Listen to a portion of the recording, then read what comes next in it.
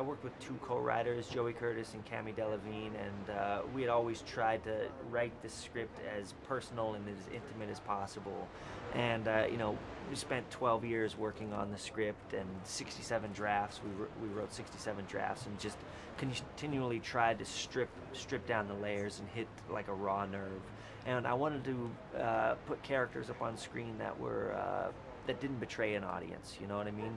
Characters that you could relate to, characters that weren't just fantasy versions of people, you know? Yeah, I feel so oftentimes if you go to a film, you see people up on the screen who don't represent you. Do you know what I mean? Who live lives that you're never gonna live. And I wanted to tell a story about people who lived lives that I knew, you know what I mean, and people that I've seen people live those lives before, and just try to make an honest portrait of people. And I have to say, the last thing is, Ryan and Michelle, I consider them to be co-writers in the film, because they gave so much, and you know, I would spend 9 hours at a dinner with Ryan or something and come back and rewrite the film based on my inspiration from that conversation, you know. One of the dilemmas that both characters face in this movie is the difficulty of being individuals at one point in their life and becoming, you know, be one, and becoming two people coming together and becoming one. And what happens when one person changes at a different rate, you know, and one person's dreams are different than another person's dreams. And all that attraction and chemistry that might be there at the beginning is still there later on, but the people get squashed somehow.